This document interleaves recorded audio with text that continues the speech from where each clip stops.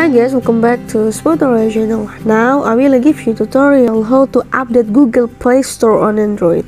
And before that, I wanna ask you, how are you guys? So you don't miss off our videos, don't forget to like, share, and subscribe to this channel. And let's start it. First of all, we go to the Play Store application that you have been installed for your cell phone. Click on the Play Store.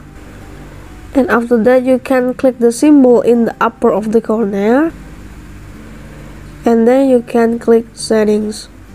You can see there is have the general, network preference, authentication, family, and about.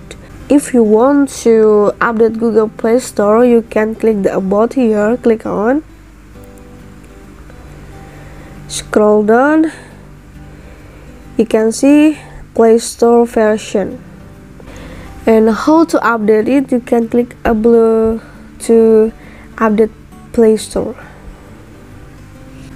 Okay, see, a new version of Google Play Store will be downloaded and installed. Click get it here, and the progress about the Play Store version. Okay, this is a tutorial how to update Google Play Store on Android. I hope this video is useful for you, and thank you.